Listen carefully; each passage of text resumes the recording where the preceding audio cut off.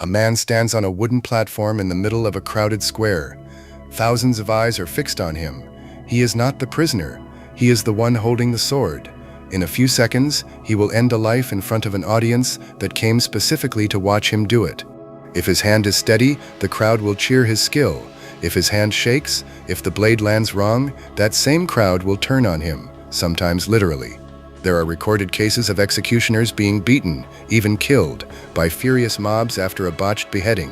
And yet, for over 1,000 years, this man was also something else entirely.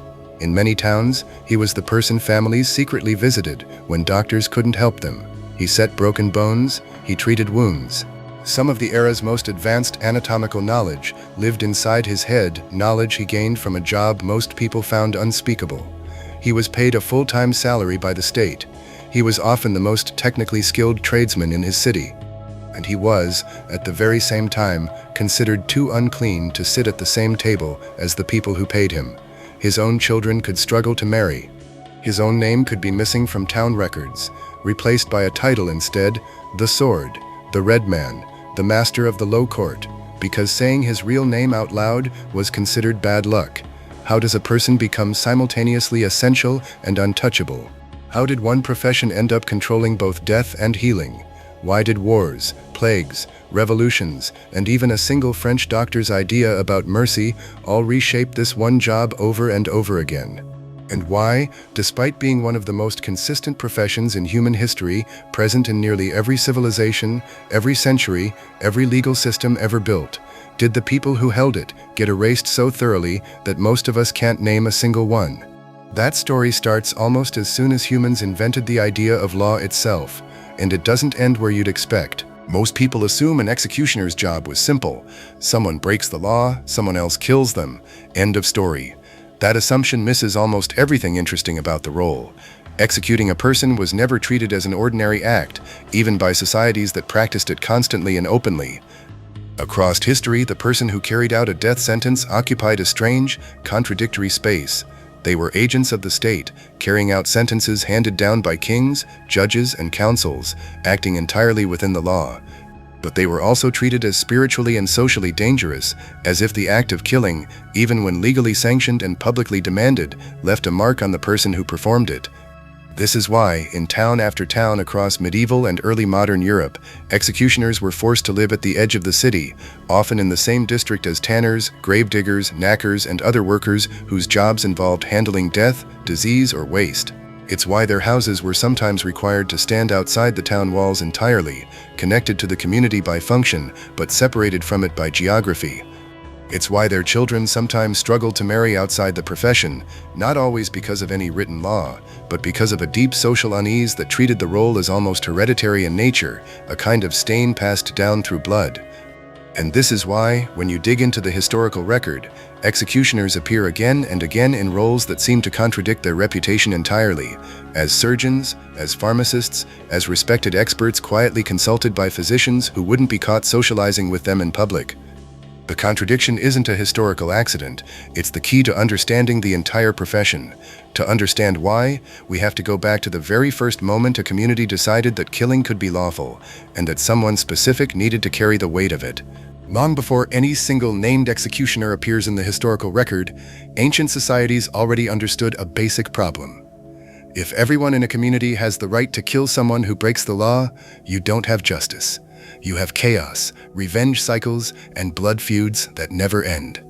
Early legal codes, among the oldest surviving law texts, ones that predate most modern religions by well over 1,000 years, already list specific punishments for specific crimes, applied through a designated process rather than left to whichever angry victim got there first.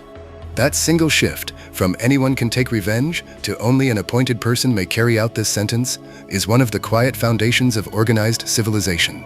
It's easy to overlook because it sounds procedural. It wasn't. It was one of the first moments a society said, violence belongs to the state now, not to you. But early execution wasn't yet a specialized craft. Often the punishment was carried out communally, stoning, for instance, distributed the act, and with it the responsibility, across an entire crowd rather than concentrating it in one person. No single hand had to bear the weight, and no single person could be blamed, haunted, or held spiritually responsible. In a sense, the earliest forms of execution were designed specifically to avoid creating an executioner at all. The shift toward a dedicated executioner happened gradually, as legal systems matured and states began to centralize punishment the same way they centralized taxation and military recruitment. If the state alone had the right to declare death sentences, it followed, eventually, that the state needed its own instrument to carry them out, someone accountable to the law itself, not to a mob, not to a grieving family seeking revenge. This created an entirely new kind of job. Not a soldier, who kills in the unpredictable chaos of battle, protected by the anonymity of war. Not a priest, who oversees ritual but rarely performs the physical act himself. Someone new, a professional whose single, defined task was to end a life calmly, precisely, and on command, in full view of a watching public. That precision requirement is what eventually turned the job into a skilled craft, and a surprisingly technical one, with its own tools, its own apprenticeships, and its own unwritten code of competence. As city-states and empires grew larger, execution stopped being an occasional event and became a routine part of governance. And once something becomes routine, it becomes a system, with training, tools, standards, and a growing class of specialists whose entire livelihood depended on doing it well. By the medieval period across Europe, most substantial towns retained an executioner as a salaried civic official, similar in legal standing to a town clerk or a guard captain. The position sometimes came with a house, a fixed income paid from town funds, and, in a detail that surprises most people, additional side income from tasks like removing dead animals, cleaning latrines, managing the town's waste, or even running the local brothel inspection in some regions. The line between the person who handles what polite society refuses to touch blurred constantly between crime, filth, and disease control. If a job involved something the town needed done, but nobody respectable wanted their name attached to, it tended to land on the executioner's growing list of duties. The tools of the job professionalized too. A skilled executioner needed to know the exact angle and force required for a clean decapitation, because a failed strike wasn't just a technical embarrassment, it was often seen as a sign of divine judgment, evidence that either the executioner or the condemned had done something wrong in the eyes of God. Some executioners trained for years, often under a father or master, learning anatomy specifically so they could strike a neck cleanly on the first attempt every time, regardless of how nervous, drunk, or terrified the person in front of them happened to be. That anatomical training is where the profession's strange second identity begins to take real shape. An executioner who spent years studying joints, bones, tendons, and vital points to kill efficiently had, almost by accident, become one of the more anatomically literate people in the entire town, arguably more so than many university-trained physicians of the era, who mostly worked from centuries-old texts rather than direct hands-on observation of the human body. Word got around. Sick townspeople, desperate and often too poor for a university physician, began quietly knocking on the executioner's door instead, and that knowledge didn't stay confined to the scaffold for long. Wars created enormous demand for people who understood the human body under trauma: broken bones, deep wounds, crushed limbs, infections that needed to be cut away before they spread. Trained physicians were expensive and rare, often reserved for nobility. Executioners, already skilled in anatomy and already occupying a socially marginal position with little reputation left to protect, quietly filled the gap for everyone else. In several German-speaking territories, this became formalized. Town executioners doubled as licensed healers, treating wounds, setting fractures, and even performing minor surgeries for ordinary townspeople who couldn't afford or weren't accepted by a university-trained doctor. Some became so trusted for their medical skill that patients traveled from neighboring towns just to be treated by them, arriving quietly, often after dark, so as not to be seen entering the house of a man the town officially shunned. Ironically, the same social outcasts who were too unclean to be trusted at a dinner table were trusted enough to be handed a patient's broken leg or a festering wound that needed cutting. Recurring waves of plague across medieval and early modern Europe created another strange overlap. Towns needed people willing to handle infected corpses, burn contaminated belongings, and enforce quarantine, dangerous, disgusting work that most citizens refused outright. Executioners, already accustomed to handling bodies and already living outside the boundaries of acceptable society, were frequently pressed into this role as well.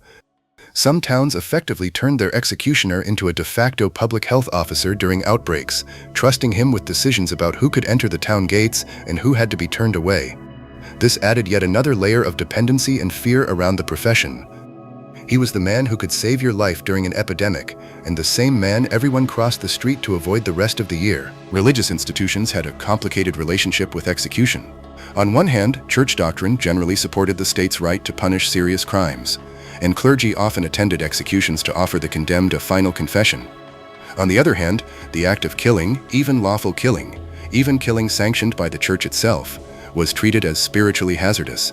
Some traditions held that an executioner needed rituals of penance or purification after carrying out a sentence, as though the soul required cleansing from an act the law had authorized but God still viewed uneasily. This tension is part of why the job frequently passed down within families. If the role carried spiritual danger, it made a certain grim sense to keep that danger contained within families already marked by it, rather than spreading the risk and the stigma to new households who had never carried it before. As European guild culture strengthened, most trades organized into associations that controlled training, standards, pricing, and who could legally practice a craft. Executioners were almost always excluded from these guilds entirely. A blacksmith could join the blacksmith's guild. A tailor could join the tailor's guild. An executioner could not join any guild at all, not because his skill was doubted, but because guild members refused to associate with him professionally, regardless of talent, regardless of how much the town relied on him. This exclusion, strangely, gave executioners something like an accidental monopoly. Since no guild controlled or trained them, executioner families developed their own closed apprenticeship system, teaching sons the craft, both the killing and the healing, and building multi-generational reputations that outlasted individual rulers, wars, and even changes of government. In effect, they built their own private guild, made necessary by everyone else's rejection. Bad harvests and economic hardship didn't just create hungrier towns. They created more crime, and more crime meant more work for the executioner. Years following failed crops or hard winters often saw spikes in theft prosecutions, and in many jurisdictions, theft above a certain value carried the death penalty. The executioner's workload, in other words, rose and fell with the weather and the price of grain almost as directly as a farmer's did, a grim but very real economic link between climate and the scaffold. For most of history, execution meant a blade, a rope, or fire, tools that required real physical skill and put the executioner's competence on public display in front of a demanding crowd. That changed dramatically at the end of the 18th century in France. A French physician proposed a mechanical device that would make execution faster, more consistent, and less dependent on an individual's steady hand, driven partly by a genuinely humane goal, reducing the suffering caused by a botched blade strike, which had become a growing public concern. The device that resulted became one of the most infamous machines in history, and it fundamentally altered what the executioner's job actually was, almost overnight. Decades of specialized bladework training, passed down through generations, suddenly became irrelevant. The skill that once defined the profession, striking cleanly under pressure, reading the neck, timing the swing, was replaced by a lever pull that required no inherited expertise at all. Execution became mechanized before most other trades had even encountered industrialization, and the executioner's identity shifted from master craftsman to machine operator almost within a single career. During periods of revolution and political upheaval, executioners suddenly became far more visible and far more politically loaded than usual. One French family carried out state executions across multiple generations, serving different governments, different kings, and eventually the revolutionary tribunals that condemned aristocrats and, at times, former patrons of the family's own business. The executioner's blade didn't care which government held power, it simply followed orders, a fact that made the role deeply useful to any regime and deeply uncomfortable to think about too closely, especially during years when the number of executions climbed into the thousands. A single failed execution could undo decades of a family's carefully built reputation. Historical accounts describe cases where a blade struck poorly, requiring multiple attempts to finish the sentence, and crowds who had come expecting a controlled, almost ritual display responded with outrage rather than sympathy. In the worst cases, botched executions triggered riots, with the crowd turning violently on the executioner himself, treating him as though he, not the law, bore personal blame for the suffering they'd just witnessed. One of the most well-documented individual executioners in history kept something almost nobody expected: a personal journal. Across a career spanning several decades in a German city during the 16th century, he recorded the details of hundreds of executions and punishments he carried out, along with something else entirely: notes on the medical treatments he provided to ordinary citizens. Historians studying his journal found a man who seemed to genuinely wrestle with the morality of his work, who treated some condemned prisoners with what reads like real compassion, distinguishing carefully in his own notes between those he believed truly guilty and those he suspected were not. He spent much of his later life trying to have his family's hereditary social stigma formally lifted, so his descendants could be accepted into respectable trades without the shadow of the profession following them. He eventually succeeded, a rare, hard-won victory against a stigma most executioner families never escaped. There are also stranger, darker footnotes. Executioners were sometimes believed to possess almost supernatural properties themselves, purely because of what they touched. In some regions, items associated with an execution, a length of rope, even blood collected at the scaffold, were sold afterward to superstitious buyers who believed they carried healing or good luck powers, from curing epilepsy to bringing good fortune in business. The executioner, feared and shunned in daily life, became an unlikely dealer in folk magic, quietly profiting from the very fear that isolated him from everyone around him. And then there's the detail that surprises almost everyone. Because of the near impossibility of leaving the profession once your family was known for it, some of history's most capable anatomists and early surgeons were people who never intended to enter medicine at all. They inherited it, the way a farmer inherits land, and made the most of a skill they never chose. Some of these families eventually produced sons who left the scaffold behind entirely and became recognized physicians in their own right, proof that the knowledge itself was never the problem. Only the label was. Even the smallest details of the job carried unexpected weight. In some towns, the executioner's sword itself was treated almost as a relic, inscribed with warnings or religious phrases, passed down not as a simple tool, but as an object with its own grim history, a weapon that had, in a very literal sense, decided how hundreds of lives ended. It's worth pausing here to notice something the story so far hasn't fully shown. This wasn't only a European phenomenon, and it didn't always look the same. In Imperial China, execution was frequently carried out by trained officials operating under strict, codified procedure, with the method of death itself calibrated to the severity of the crime, a legal philosophy that treated the manner of execution as part of the punishment's meaning, not just its mechanism. In Japan, during the era of samurai governance, execution and testing the sharpness of a blade sometimes overlapped in ways that tied the role to martial status rather than social exclusion, a striking contrast to the outcast status executioners held across much of Europe. In parts of the Islamic world across the medieval period, execution duties were sometimes carried out by court officials or guards rather than a single dedicated hereditary specialist, meaning the deep, generations-long stigma seen in German or French towns didn't always take root in the same form elsewhere. This matters because it tells us something important. The asterisk fear and fascination asterisk surrounding execution was close to universal, but the asterisk specific shape asterisk of the job, hereditary or not, honored or shunned, medical or purely punitive, depended heavily on each society's own relationship with death, law, and status. There was no single executioner throughout history. There were dozens of versions of the same uncomfortable necessity, each shaped by the culture that produced it. Historians who've studied surviving personal records from executioners' diaries, letters, court testimony given in their defense during disputes, describe a recurring pattern that rarely makes it into popular imagination. Many of these men were devout. Many took the moral weight of their work seriously, distinguishing in their own private writing between executions they believed were just and ones they privately doubted. Some petitioned courts for leniency on behalf of prisoners they'd been ordered to execute, arguing the sentence was too harsh for the crime.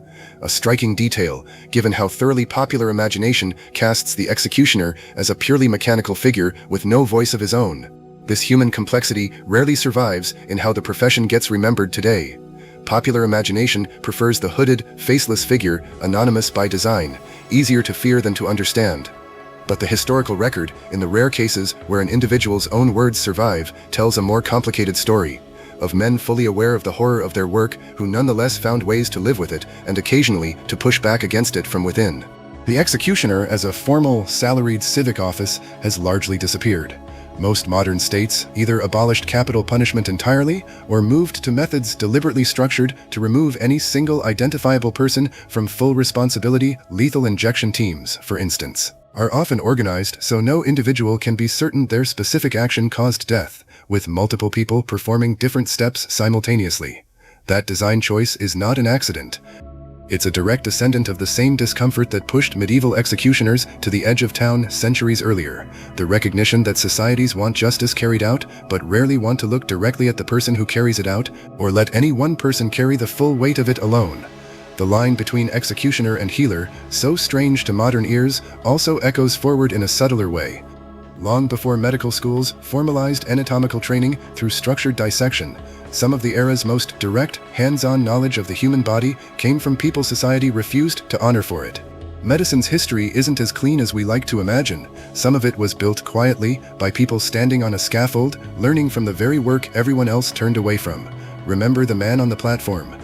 Steady hands, thousands of eyes, a job that made him both indispensable and untouchable at the exact same time. He wasn't an anomaly. He was the norm for centuries, across dozens of cultures. In a role that existed almost everywhere organized law existed. He healed the same townspeople who wouldn't sit beside him. He served governments that changed constantly while he remained, generation after generation. He absorbed the fear of plague years and the blame of failed harvests. And when a single French invention finally replaced the skill his family had guarded for generations, the role didn't end with dignity, it simply faded, the way jobs do when the world stops needing a specific human hand to do them. Today, almost nobody can name a single executioner from history. That's not because they didn't matter, it's because we built an entire social system designed to make sure they were used constantly and then forgotten just as thoroughly. The next time you hear the phrase carrying out the sentence, remember, for most of human history, that phrase had a face. It just wasn't one anyone wanted to look at for very long.